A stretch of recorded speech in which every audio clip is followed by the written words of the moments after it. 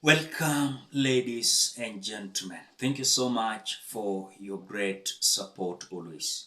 I'm so grateful for your continued support to this channel. Thank you so much, ladies and gentlemen. Now, the BBC Africa has decided to destroy William Ruto completely beyond the repair. The BBC Africa is now coming out to say how Kenya's evangelical president has fallen out with churches. According to the BBC, we are being told that William Ruto, who became Kenyan president 2 years ago, riding on the crest of the Christian vote, has been visibly shaken to find that over the last few months, church leaders of all creeds are losing faith in him, seeing him less as savior and more as the greedy biblical tax collector. Ladies and gentlemen, welcome again to this channel. Before we continue, as we always do, ensure you like the video. When you like the video, you automatically support the work that I'm doing in this channel, because sometimes you watch the video and you forget liking the video. So this is just a reminder: as you watch, ensure you like the video. Now, Kenyans, we are being told by the BBC that in the run-up to his victory, some of his most ardent evangelical supporters had dubbed him as David, after the shepherd boy in the Bible who rose to become a king.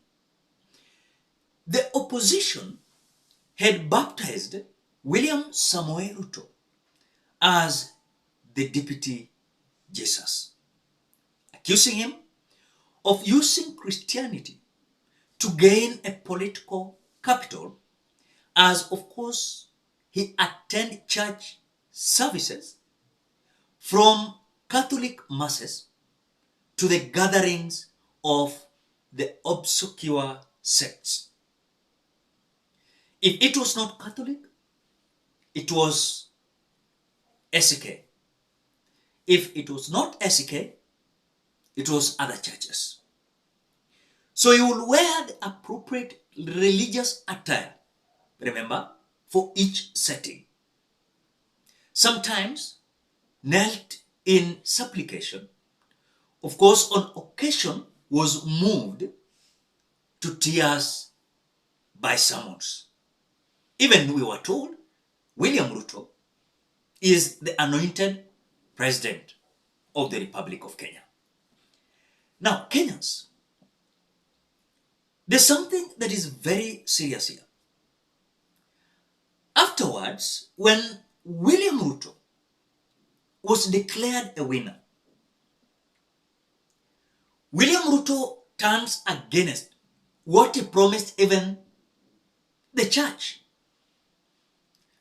And so, following massive opposition to the taxes hikes, that while attending these churches, William Ruto came out promising the churches and their followers that we are going to save this country from high taxation. Yes, from high taxation. But again, as you know very well, and you can remember, William Ruto himself has always maintained that if people want better public service and a reduction in the country's debt burden, they have to pay taxes. They have to pay taxes. So remember, over the last 2 years, taxes on salaries have also, of course, gone up. The sales taxes, the same thing. The sales taxes on fuel, the same thing. But again, as the fuel levy was doubled from 8% to 16%, and the people are always nowadays paying the house levy. Remember, We were told that there is 11 billion Kenyan shillings. Hawajui iko wapi, unaccounted for. They don't know where it is. We are having also this issue of health insurance tax that is yet to benefit many Kenyans, but money is being deducted. Remember when monotonous anti-tax protest erupted in June? The young people in the name of Gen Zs who held them accountable came out very ruthless on William Ruto, and also even called out churches for being too close to politicians and allowing them to preach from their pulpits. So the anger forced the government to retract a controversial finance bill that had included more tax increase. And it woke up the churches whose clergy began to openly criticize William Ruto. And remember, you could see even earlier on during the campaign period, William Ruto was the man of the churches, and he was being assisted. And this clergy, they were campaigning for William Ruto. Do you remember the issue of envelope bishops and pastors? So this too was monotonous development, as the faith economy is big business in a country where more than 80% of the population are Christians. And of course, the fundraisers with the right politician can greatly improve the fortune of a church.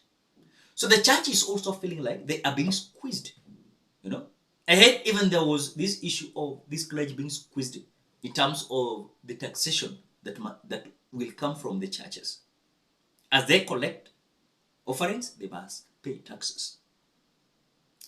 Remember last month, even I analyzed this a video in this channel, where Reverend Teresia Wairimo,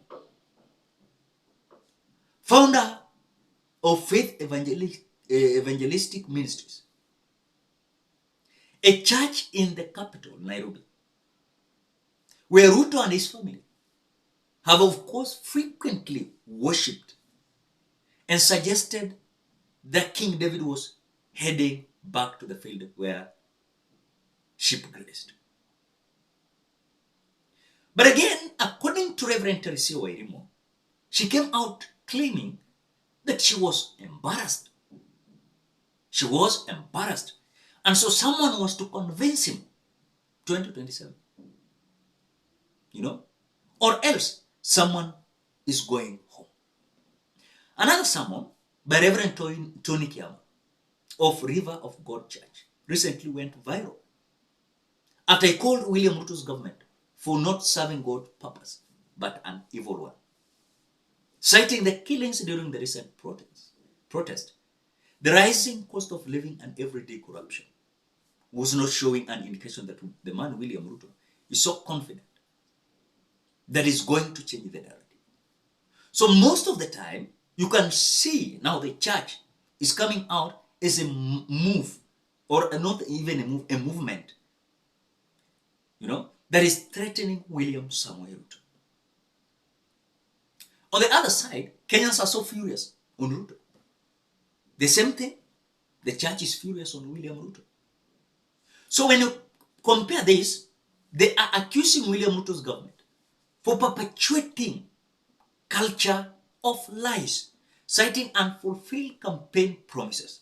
And of course, basically, it seems the truth does not exist.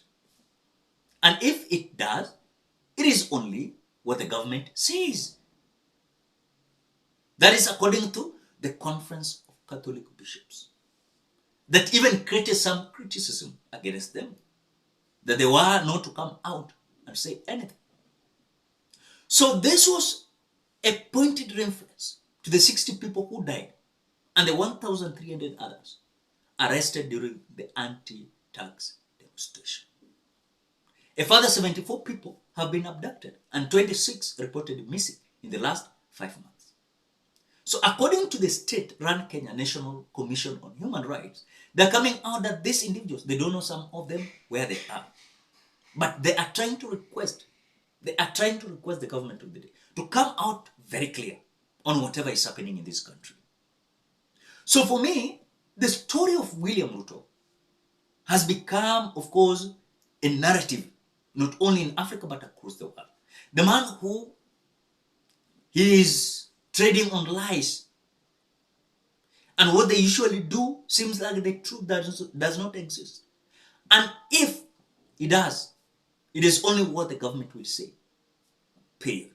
So I think the BBC story is exposing William Ruto terribly. Because when he's in Legio Maria, he will wear the attire. When he's Rome Salaba, he's wearing the attire. When he's in Catholic, the only thing that he cannot do in Catholic, to wear the Catholic bishop's attire. He cannot. But the man got massive support through this clergy. And now clergy are coming out to say, no, enough is enough. Ladies and gentlemen, what do you think? Drop your opinion at the comment section below. Otherwise, thank you so much because of your great support. Please consider subscribing, liking, commenting, and sharing this video. Bye bye till we meet in another video.